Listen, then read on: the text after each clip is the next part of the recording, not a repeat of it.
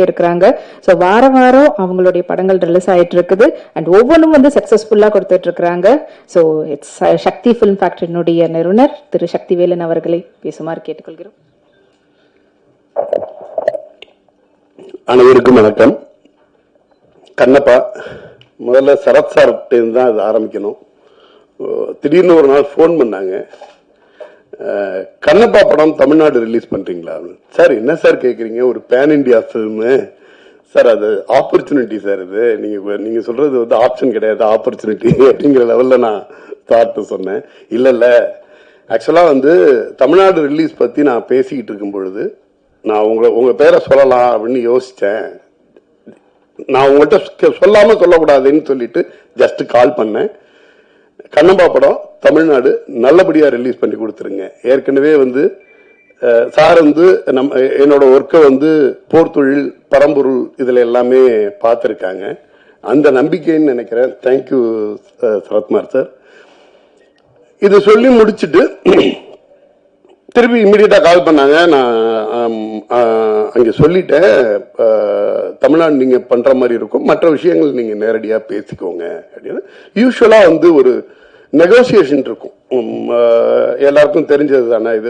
இதோட இது என்ன மாதிரி பண்ண போறோங்கிறத பத்தின ஒரு நெகோசியேஷன் இருக்கும். நான் அதை எதிர்பார்த்து சரி யார்கிட்ட இருந்து கால் வரப்போகுது அப்படின்ட்டு இருந்தேன். அப்போ ஒரு கால் வந்துச்சு. கால் வந்தப்ப சரி லீகல் டீம்ல இருந்து பேசுவாங்க அல்லது நெகோசியேஷனுக்காக உள்ள பர்சன் பேசுவாங்க, பிசினஸ் பீப்புள் பேசுவாங்க அப்படின்ட்டு எடுத்தா விஷ்ணு மஞ்சு சார் பேசினாரு.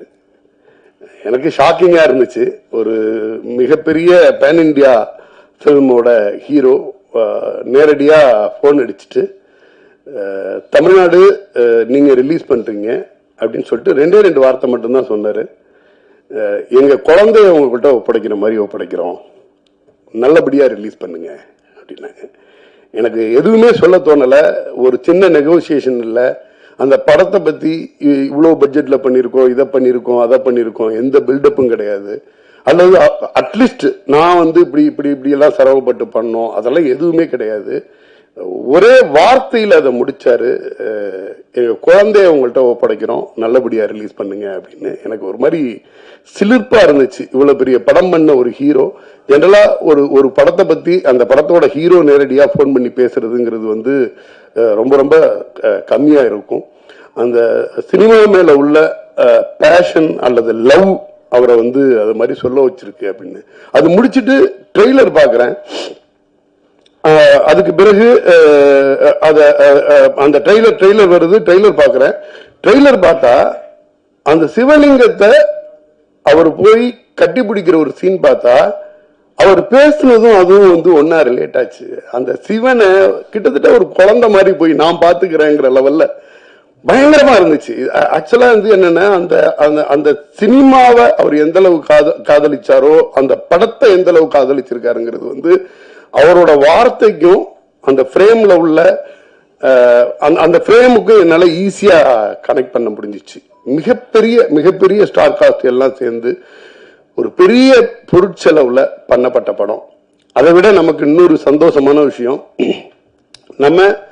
நம்ம ஒவ்வொருத்தருமே இங்க உள்ளவங்கள எனக்கு தெரிஞ்சு ஒரு 99% கண்டிப்பா கண்ணப்பா கதையை வந்து ரொம்ப நுட்பமா சின்ன வயசுல இருந்தே கேட்டு பழகிருப்போம். நமக்கு வந்து இப்ப இன்னைக்கு பொன்னியின் செல்வமா இருக்கட்டும், அந்த காலத்துல வந்த சம்பூர்ண ராமாயணமாகட்டும் இருக்கட்டும், அல்லது மகாபாரதத்தை தழுவி எடுக்கப்பட்ட திரைப்படங்களா இருக்கட்டும், காலங்காலமா நம்ம கேட்டுக்கிட்டு இருக்க கதைய பெரிய ஸ்கிரீன்ல நமக்கு பிடிச்ச ஆர்டிஸ்டோட பார்க்கும் பொழுது அந்த ஆடியன்ஸுக்கான கனெக்ட்ங்கிறது வேற ஒன்னா இருக்கு. பொன்னியின் செல்வன் எடுக்க ஆரம்பிக்கும் போதே எல்லாருக்கும் தெரியும் வெற்றி படம் அப்படின்னு. ஆனா அது அவ்வளவு பெரிய வெற்றி படம்ங்கிறது வந்து எல்லாரும் நினைச்சதை விட 2 மடங்கு அதிகமா பண்ணுச்சு. இந்த கண்ணப்பா அப்படிங்கிறது வந்து ஒரு பக்தியை நோக்கி அல்லது சிவனை நோக்கி ஒரு சிவனடியாரோட அல்லது வந்து சிவன் பக்தி உள்ளவங்க அல்லது கடவுள் பக்தி உள்ள ஒவ்வொருத்தருமே அந்த கண்ணப்பா கதை கேட்கும் பொழுது அதை விட உயர்வா ஒரு பக்தியை வந்து சொல்லிட முடியாது. நம்ம எல்லாம் அதை கேட்டுதான் வளர்ந்திருப்போம். தமிழ்நாட்டில் உள்ள சின்ன குக்கிராமங்கள் வரைக்கும் அந்த கதை வந்து மறுபடி பாட்டிகளால, அம்மாக்களால, அக்காக்களால திருப்பி சொல்லப்பட்டு கேட்டு வளர்ந்த நம்ம தான். அதை வந்து மிக சின்ன லெவல்ல பண்ணாம ரொம்ப பிரம்மாண்டமா பண்ணிருக்காங்க. பேன் இண்டியா ஆர்டிஸ்டா இன்னைக்கு வந்து ஹிந்திலேருந்து, தெலுங்குலேருந்து, மலையாளத்திலேருந்து, கன்னடம்லேருந்து அவ்வளோ ஆர்டிஸ்ட், தமிழ் இண்டஸ்ட்ரியிலேருந்து நம்ம சரத்குமார் சார் வந்து அவரோட ரோல் வந்து ட்ரெய்லர்லயே ரிவீல் பண்ணிட்டாங்க. எனக்கு ரொம்ப ஒரு ஒரு தலைவன், கடவுள் மேல ரொம்ப பக்தியா இருக்கக்கூடிய ஒரு தலைவனுக்கும் தன்னோட பையன் பெரிய அளவுல பக்தி மார்க்கத்தில் இனிஷியலா இல்லாத ஒருத்தருக்குமான ஒரு கனெக்ஷனை ஸ்டார்ட் பண்ணி ஓபன் பண்ணாங்க ட்ரெய்லர்லயே. ஆலயம் ப்ரொடக்ஷன்ல தசரதன் ஒரு படம் சார் ஹீரோவா பண்ணிருப்பாங்க. அதுல வந்து ரொம்ப சாத்தியத்தை சொல்லிட்டு இருக்க சிவகுமார் ஐயாவுக்கு பையனா ரொம்ப ஆக்ரோஷமா ஒரு போலீஸ் அதிகாரியா வருவாரு சாரு. அது வந்து ஒரு அந்த காலகட்டத்தில் இருக்கக்கூடிய கரண்ட்ல உள்ள ஒரு ஸ்டோரி. பழைய இது பார்க்கும் பொழுது எனக்கு வந்து சிவகுமார் சாரோட பையனா நடித்த சரத்குமார் சார் இன்னைக்கு வந்து விஷ்ணுமஞ்சி சாரோட அப்பாவா ஒரு தலைவனா ஒரு முக்கிய இடத்தோட ஒரு கூட்டத்தோட குழுவோட தலைவனா ரொம்ப அழகா எனக்கு கனெக்ட் ஆச்சு. அது என்னென்ன சாதாரணமாவே அந்த மாதிரியான ஒரு கேரக்டர் வந்து ரொம்ப அழகா பண்ணிட்டு போகக்கூடிய ஆள் சரத்குமார் சார். அது ரொம்ப பொருத்தமாகவும் இருந்துச்சு. இந்த திரைப்படம் பட்டி தொட்டி எல்லாம் வந்து மிகப்பெரிய அளவுல வெற்றி பெறணும். இது வந்து என்னன்னா ஒரு உயர்ந்த நோக்கத்துக்காக ஏதோ சும்மா ஒப்பைத்தலோ இதுவோ இல்லாம நிறைய உழைப்புகளோடையும் கனவுகளோடையும் தயார் பண்ணியிருக்காங்க. ஜென்ரலா நம்ம எடிட்டர் ஆண்டனி சாரோட கத்திரி மட்டும்தான் பேசும். அவரே இவ்வளவு நேரம் பேசியிருக்காருன்னா அது வந்து என்னன்னா படத்துல விஷயம் இல்லாம அவ்வளவு நேரம் பேச மாட்டாரு. ஆக்சுவலா இந்த படத்தோட கிளைமேக்ஸ் 1 hour கூஸ் பம்ப் அப்படின்னு சொல்லி ஒரு எடிட்டர் சொல்றது, அது மற்ற எடிட்டரை கூட சொல்ல வச்சிடலாம், அவரை சொல்ல வைக்க முடியாது. அவர் 2 வாரத்துக்கு மேல பேச மாட்டார். எனக்கு தெரிஞ்சு அதிகமா பேசி நான் அவரை பார்த்தது இந்த ஸ்டேஜ்ல தான். சம்பத்ரான் சார் நான் சோசியல் மீடியால பார்த்துட்டு இருப்பேன். இப்ப இல்ல, இந்த படத்தோட சின்ன அப்டேட் இருந்துச்சுன்னா கூட அதை வந்து பயங்கரமா எடுத்து பிரசன்ட் பண்ணிட்டு இருப்பாரு. ஒரு ஆர்டிஸ்டா அவரோட கேரக்டர் அதுல இருந்துச்சுன்னா கூட அந்த படத்தை அவ்வளவு லவ் பண்ணதுனாலதான் அந்த படம் வந்து எவ்வளவு முக்கியமான படம்ங்கிறது அவருக்கு தெரிஞ்சிருக்கு. அத்தனை தரம் திருப்பி அந்த சோசியல் மீடியால எடுத்து அதை வந்து புஷ் பண்ணிக்கிட்டே இருப்பாரு. நான் நிறைய உங்களோட ஸ்டேட்டஸ்ல இருந்து எல்லாமே பார்த்திருக்கேன். இந்த படத்தை நிறைய நீங்க வந்து புஷ் பண்ணிட்டே இருப்பீங்க. ஒரு நல்ல படம், மிகப்பெரிய உழைப்பை போட்டு பண்ணக்கூடிய எல்லா திரைப்படத்துக்கும் பத்திரிகையாளர்களுடைய சப்போர்ட் வந்து ரொம்ப நல்லாவே இருக்கும். நீங்களும் இந்த படத்தை எந்த அளவுக்கு மக்கள்கிட்ட கொண்டு போய் சேர்க்க முடியுமோ, ஒரு நல்ல எண்ணங்களை மக்கள் மத்தியில விதைக்கிறதுக்கான ஒரு மிகப்பெரிய கருவியா நீங்க இருந்து இந்த திரைப்படத்தை தமிழகத்துல வெற்றி பெற செய்கிற அளவுக்கு மக்கள்கிட்ட கொண்டு போய் சேர்க்குமாறு பணிமுன்போடு கேட்டுக்கொள்கிறேன். இந்த படத்துக்கு PR விஸ்வா பிரதர் அவங்களுக்கு எனது வாழ்த்துக்களை தெரிவித்துக் கொள்கிறேன். நன்றி. அண்ட் அடுத்தபடியாக எஸ் தமிழ் சினிமாவின் சுப்ரீம் ஸ்டார். தமிழ் சினிமான்னு நம்ம மட்டும் கொண்டாடுற மாதிரி இல்லாம பேன் இண்டியாவா அவர் வந்து எல்லா லாங்குவேஜ்லயும் போய் அந்தந்த இடத்துல அந்தந்த ஸ்கிரீன்ல அவருடைய பதிப்பு பண்ணி சுப்ரீம் ஸ்டார்லாம் தாண்டி எஸ் இவர் வந்து ஒரு இந்தியன் ஆக்டர் அப்படின்ற அளவுல தான் இருக்கிறாங்க. சோ தொடர்ந்து இன்னும் பல வெற்றி படங்களை கொடுத்துட்டு இருக்காங்க. இது வரைக்கும் எந்தெந்த கேரக்டர் எல்லாம், அதாவது வில்லனா பண்ணாலும் தத்ரூபான வில்லனா இருப்பாங்க, ஹீரோவா பண்ணாலும் சரி, இப்ப அப்பா கேரக்டர்ல பண்ணாலும் சரி, இல்ல அதுலயே வந்து ஒரு சப்போர்ட்டிங் ரோல், எல்லாத்துலயுமே வந்து வேரியேஷன் தொடர்ந்து கொடுத்துக்கிட்டே இருக்கிறாரு. அண்ட் அதை விட இப்ப இருக்கக்கூடிய ஜெனரேஷனுக்கு இப்போ வரைக்கும் ஒரு பெரிய இன்ஸ்பிரேஷனா இருந்துட்டு இருக்கீங்க sir, especially on fitness. So தொடர்ந்து எல்லாருக்கும் ஹெல்த் கான்சியஸாவும் எந்த அளவுக்கு இருக்கணும்ன்றதுக்கும் ஒரு கிரேட் எக்ஸாம்பிளா நம்ம கண் முன்னாடி இருக்கக்கூடியவர் தான். அண்ட் படத்துல முக்கியமான கதாபாத்திரத்தில் இருக்கக்கூடிய மாடர்ன் வேர்ல்டின் மார்கண்டேயன் அப்படின்னு சொல்லலாம். சோ சுப்ரீம் ஸ்டார் சரத்குமார் அவர்களை அன்போடு பேசுமாறு கேட்டுக்கொள்கிறோம்.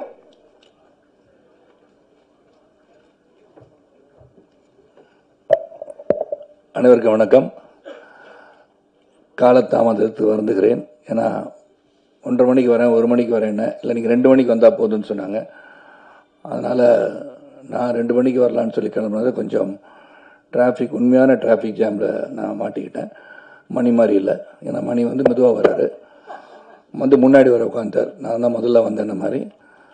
ஸோ வருகை தந்திருக்கின்ற அனைவருக்கும் என்னுடைய நன்றி கலந்த வணக்கத்தை தெரிவித்துக் கொள்கின்றேன். கண்ணப்பாவோட ப்ரீ ரிலீஸ் ஈவெண்ட் வந்து தமிழ்நாட்டில் மிகப்பெரிய லெவலில் பண்ணணும்னு எம்ஜிஆர் யூனிவர்சிட்டி வந்து பிளான் பண்ணிட்டு இருந்தாங்க. அது பல காரணங்களுக்காக இந்த படமும் வந்து 27ஆம் தேதி ரிலீஸ் போது ஏற்கனவே ப்ரீ ரிலீஸ் ஈவெண்ட் தான் நேற்று வந்து ஹைதராபாத்தில் பண்ணாங்க. அப்போ நான் வந்து சென்னையில் வந்து நம்ம பண்ணுற ஈவெண்ட் பண்ணாமல் இருந்தால் அது எப்படி இருக்கும்னு சொல்லி யோசனை பண்ணி நம்ம ஒரு ப்ரெஸ் மீட் நான் உங்களெல்லாம் சந்திச்சலான்னு ஐடியா பண்ணேன். அப்புறம் விஷ்ணுகிட்ட சொன்னேன், என்ன அங்கிள் நம்மளே பண்ணிடலாம், நீங்கள் அங்கே கொஞ்சம் ரெப்ரசென்ட் பண்ணியிருக்கேன்னு சொல்லி இங்கே யாரெல்லாம் இருக்கும்போது எடிட்டர் இருந்தாங்க, சம்பத்ராமன் இருந்தாங்க, அப்கோர்ஸ் டிஸ்ட்ரிபியூட்டர் என் அருமை சகோதரர் சக்திவேல் சார் இருந்தாங்க. ஸோ அவங்களாம் வச்சு நாங்கள் பண்ணிடுறோம், என்னதான் இருந்தாலும் கிளிட்ஸ் அண்ட் கிளாமர் கொஞ்சம் இருந்தால் நல்லாயிருக்கும்னு சொல்லி விருப்பப்பட்டு நீங்கள் பார்த்துட்டு இருந்து நான் பார்த்தேன். ஏன்னா சில பேர் கேட்டாங்க, என்ன போன தடவை மதுபாலா வந்தாங்க அவங்க வரலையான்னு கேட்டாங்க. ஸோ இந்த மாதிரி கேள்வி வந்து கேட்டவங்களாம் இருக்காங்க, 3வது ரோல் உட்காந்துருக்காங்க. அதனால் அதுக்கெல்லாம் நான் ஒரு ரெப்ரஸன்டேஷனாக வந்திருக்கேன். அதனால் அவங்களாம் அடுத்த முறை அவங்க வந்து ரிலீஸ் ஆன பிறகு படம் வந்து ப்ரிவியூ ஷோ போடும்போதாச்சும் வர வைக்கிறதுக்கு ட்ரை பண்ணுற மணி அதை உங்கள்கிட்ட சொல்லிடுறேன். ஸோ இந்த படத்தை பற்றி சொல்லணும்னா ஒன்லைன் ஸ்டோரி தான். அது கண்ணப்பான்னு சொன்னால் ஒரே லைன் தான் ஸ்டோரி. காளஹஸ்தி ஈஸ்வரன்னா சிவபக்தர்களே ஒரு சிறந்த பக்தராக 63 நாயனார்கள் ஒருவராக இருந்தால் கண்ணப்ப நாயனார். ஏற்கனவே கன்னடத்தில் வந்து ராஜ்குமார் சாரும் அப்புறம் வந்து இந்த ரெபல் ஸ்டார் கிருஷ்ணம் ராஜு சார்லாம் அந்த படம்லாம் கண்ணப்பா தழுவிய கதைகள்லாம் பண்ணிட்டாங்க. இந்த கதையை வந்து விஷ்ணுவின் கோணம் தான் சொல்லணும். ஏன்னா ஒரு பிலீவர் நான் பிலீவர்களில் ஒரு போராட்டம் தான் ஃபர்ஸ்ட் ஹாஃப். அதுக்கப்புறம் எப்படி அவர் வந்து ஒரு இவ்வளோ பெரிய சிவபக்தனாக மாறினார், மாறியதுக்கு காரணம் என்ன தான் அந்த படத்தோட கரு. இது வந்து முதல்ல ஒன்று நான் சொன்னால் மோகன் பாபு சாருக்கும் விஷ்ணுக்கும் நான் வந்து என்னுடைய வாழ்த்துக்களை தொடர்ந்து சொல்லிக் கொண்டே இருக்க வேண்டிய அவசியம். ஏன்னா ஹெவன் ஆன் எர்த் அப்படின்னு சொன்னால் எங்கே இருக்குன்னு பார்த்தோன்னா, எங்கே வந்து இந்த சொர்க்கம் பூமி எங்கே இருக்குது அப்படின்னு தேடினோம்னா இந்த நியூசிலாண்டை போய் செலக்ட் பண்ணாங்க. அப்பழுக்கற்ற ஒரு பூமியாக தெரிந்தது. நீ பார்த்தீங்கன்னா இந்த படத்தில் இருக்கிறதெல்லாம் நேச்சுரல் கலர்ஸ்ன்னு சொல்லலாம், தைரியமாக சொல்லலாம். இதெல்லாம் டிஏல கரெக்ஷன் பண்ணாங்க, கலர் கரெக்ஷன் பண்ணாங்க. அது ரொம்ப மினிமலாக இருக்கும்னு நினைக்கிறேன். ஏன்னா அங்கே வந்து அந்த நியூசிலாண்டு ரோட்டருவான்ற இடத்துக்கு போகும்போது ஒரு 10 நாள் ஷூட்டிங் போகலாம், 15 நாள் ஷூட்டிங் போகலாம், 20 நாள் ஷூட்டிங் போகலாம். 120 நாளுக்கு மேலே ஒரு வெளிநாட்டில் போய் படம் எடுக்கிறது சாதாரண விஷயம் கிடையாது. நான் பொருட்செலவை பற்றி நான் சொல்லவில்லை, அந்த எஃபர்ட்டை சொல்கிறேன். ஏன்னா ஒரு செரீன் பியூர் பியூட்டிஃபுல் பிளேஸ் இப்படி தான் வந்து அந்த காலத்தில் இப்படி தான் இருந்திருக்கும் இந்த உலகம் அப்படின்னு நினச்சி அதை செலக்ட் பண்ணியிருக்காங்க. அதுக்கு முதல்ல அதே ஒரு பெரிய கண்ணுக்கு குளிர்ச்சியான ஒரு உணர்வை ஏற்படுத்துகின்ற படமாக தான் நான் அதை பார்க்குறேன். நல்ல குளிர் தான். அந்த குளிரில் டிசிப்ளினோட அந்த வேலையை முடிக்கணும்னு சொல்லி ஒரு 7000 ஏக்கர்ஸில் ஒரு இடத்த வந்து பார்த்து அங்கே சில செட்டுகள் போட வேண்டியதா, வார் சீன் எல்லாத்தையும் பண்ணுகின்ற அளவிற்கு சிறப்பாக வந்து பண்ணாங்க. ஸோ ஹேட்ஸ் ஆஃப் டு மோகன் Babu sir and Vishnu Manju for the effort. அந்த பிஹைண்ட் அவங்க பின்னாடி இந்த கேமராவுக்கு பின்னாடி இந்த எல்லாருக்கும் என்னுடைய நன்றியை சொல்லணும். இல்லை ஆந்தனி சொன்னது மாதிரி, இப்போ சக்திவேல் சொன்ன மாதிரி சரி, சம்பத்ரா சொன்ன மாதிரி, இதில் வந்து இந்த போராட்டம் வந்து ஸ்டார்டிங் வித் சின்ன வயசுலேருந்து பார்த்தீங்கன்னா அந்த சிறுவன் கல்லை தூக்கி எறிய இது கல்லுன்னு சொல்லி பராசக்தி போல வசனங்கள் பேசுகின்ற ஒரு காட்சி அமைப்பெல்லாம் அமைஞ்சிருக்கும். ஏன்னா ஒரு இது வந்து சக்தி எப்படி வருது, இந்த கல்லு தானே இது, இதுக்கெல்லாம் பலிலாம் கொடுக்குறோமே அப்படின்னு ஒரு பெரிய மனப்போராட்டத்தில் இருப்பவர் தான் தின்னா. நம்ம கண்ணப்பாக மாறுகிறார். நான் வந்து தின்னாவோட ஃபாதர் நாத்து நாடுவா நடிச்சிருக்கேன். ஏன்னா எனக்கு வந்து பல முறை வந்து மோகன் பாபு சார் 13-14 வருஷமா இந்த படம் பண்ணு சார், அந்த படம் பண்ணுன்னு சொல்லும் போதெல்லாம் எனக்கு பண்ண முடியாமல் போச்சு. ஆனால் இந்த கதை வந்த உடனேயே அது முகேஷ் குமார் சிங் வந்து மிகப்பெரிய அளவில் மகாபாரத்தை டைரக்ட் பண்ணி பெரிய அளவில் வெற்றி கொடுத்துருந்தார். அவர் இன்னொரு ப்ராஜெக்ட் வச்சுருக்கார், மகாபாரதம் வந்து ஒரு 3000 கோடியில் பண்ணுன்ற மிகப்பெரிய ஆசையோட அதை இன்னும் கொஞ்சம் பெருசாக பண்ணணும்னு ஆசைப்பட்டுருக்கார். அவர் கனவுகள் பலிக்கட்டும் சொல்லி அவரை வந்து செலக்ட் பண்ணி மோகன் பாபு சார் மகாபாரதம் வந்து ஹிந்தியில் வந்துச்சு, அவரை செலக்ட் பண்ணி கண்ணப்ப நாயனார் கதை எடுக்க சொன்னது வியப்பாக இருந்தாலும் சிறப்பாக எடுத்திருக்கிறான்னு சொல்லலாம். எனக்கு கொடுக்கப்பட்ட கேரக்டர் அதில் வந்து இந்த கான்ஃப்ளிக்ஸ் பிட்வீன் மீ அண்ட் தின்னா, அதாவது விஷ்ணு, ரொம்ப சிறப்பாக அமைஞ்சிருந்துச்சு என்னை பொறுத்த வரைக்கும். ஏன்னா எடிட்டர் ஆந்தனிக்கு தான் தெரியும், சிறப்பாக நடிச்சிருப்போம், சிறப்பாக அமைஞ்சிருக்கோம். எதை வெட்டினார், எதை தூக்குனார், எதை சேர்த்தார் எனக்கு தெரியாது. ஆனால் நல்லபடியாக இருக்கேன்னு சொல்லிட்டார், அதே எனக்கு உத்தரவாதம் இருக்கேன்னா அதை சொல்ல முடியும். ஏன்னா இந்த மூவி இஸ் பிக், நம்ம எல்லாம் ஒன்றா சேர்ந்து அதில் இருக்கும்போது எந்த அளவிற்கு காட்சி தேவைப்படுகிறதோ அந்த அளவுக்கு இருந்தாலே போதும். அதுவும் இது ஒரு பேன் இண்டியா ஃபிலிம் சொன்னது வந்து பார்த்தீங்கன்னா அக்ஷய்குமார் வந்து சிவன், காஜல், அப்புறம் பாருங்க அவர் மோகன் பாபு சார், மோகன்லால், பிரபாஸ், இதெல்லாம் வந்துருச்சு. இவங்கெல்லாம் வந்து இன்டர்வல் இதெல்லாம் வந்த பிறகு இந்த படம் வந்து கடைசி 1 hour வந்து ரொம்ப ஸ்ட்ராங்காக இருக்குன்னு சொல்லி ஆந்தனி சொல்லவும் உண்மையிலே சந்தோஷமாச்சு. இங்கே மட்டும் இல்லை, ப்ரீ ரிலீஸ் ஈவெண்ட்லேயும் அவர் சொல்லிட்டு இருந்தார் அதை பற்றி. ஏன்னா அவர் தான் முழுமையாக பார்த்து எடிட் பண்ணி இந்த வார் சீனாக இருந்தாலும் சரி, காட்சிகளாக இருந்தாலும் சரி, லவ் சீனாக இருந்தாலும் சரி, எல்லாமே அவர் வந்து பார்த்துருக்காரு.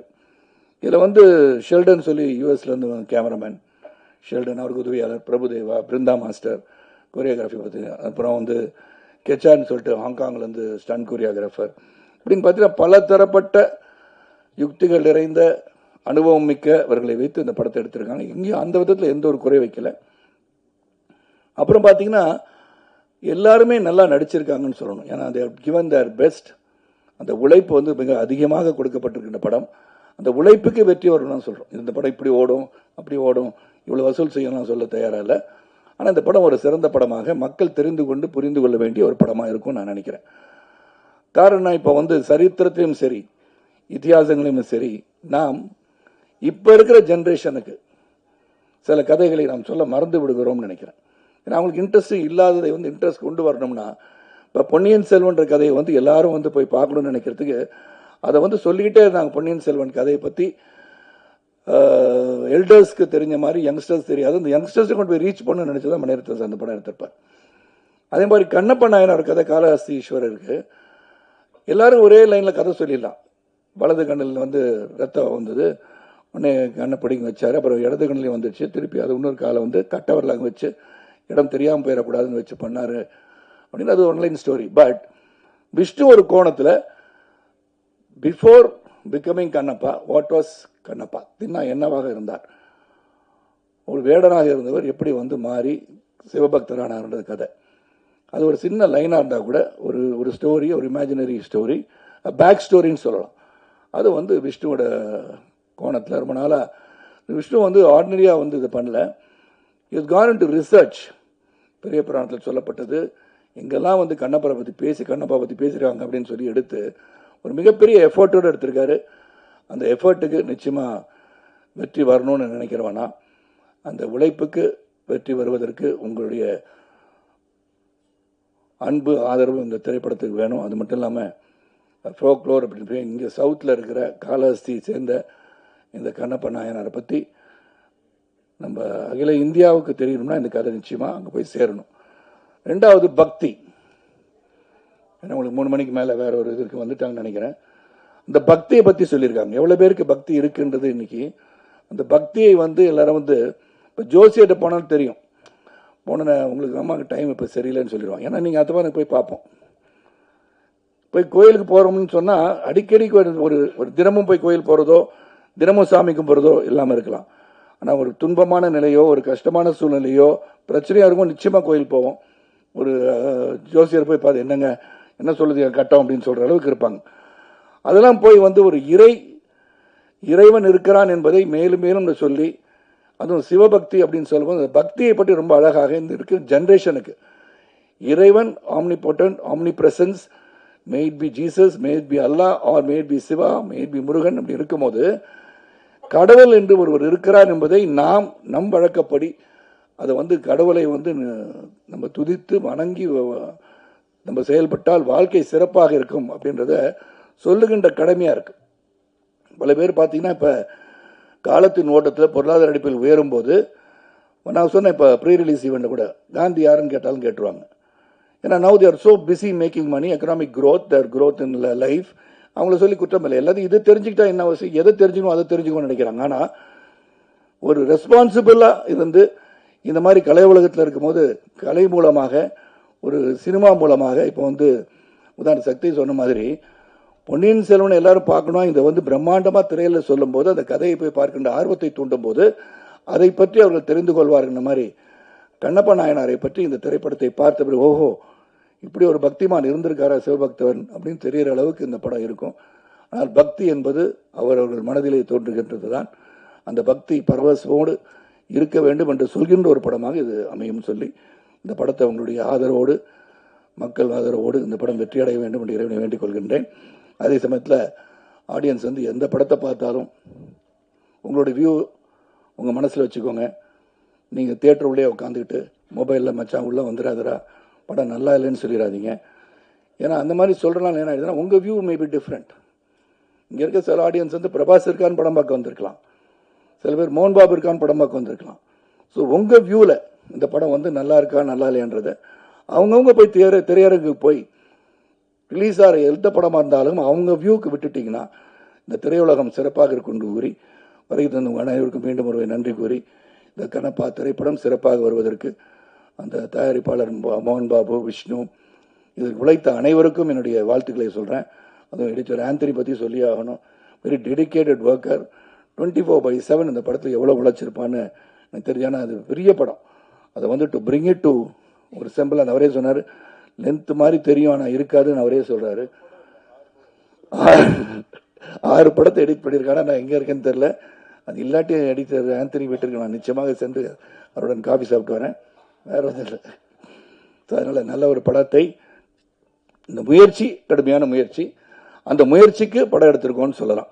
அந்த முயற்சி வெற்றி பெற உங்களுடைய வாழ்த்துக்களுடன் விடைபெறுகிறேன். நன்றி, வணக்கம்.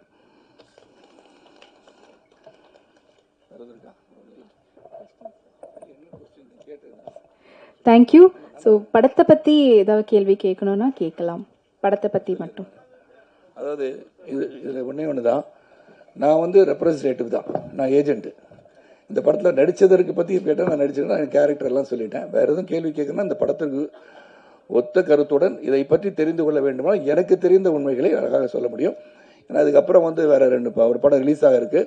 2-3 நாளுக்கு அப்புறம் அவங்களை மீண்டும் சந்திக்கும் போது விழாவரியாக நீங்கள் தொடுக்கின்ற கணைகளுக்கு நான் ஏற்றுக்கொண்டு பதிலளிக்க தயாராக இருக்கிறேன் என்று சொல்லி விடைபெறுகின்றேன். இது கேட்கணும் கேளுங்க.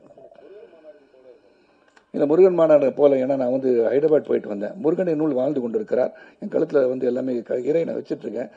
இறைவனை வணங்குகின்ற நான். அதனால் அங்கே நான் போகிறதுக்கு வந்து பாஸ் வந்து விவிஐபி பாஸ் வந்து வர சொல்லி என்னால் போக முடியல. வர இயலாததுக்கு வந்து ஒரு பதிவு செய்து அனுப்பியிருந்தேன். பார்த்திருப்பீர்கள் அன்பு தோழர் என்று நினைக்கிறேன்.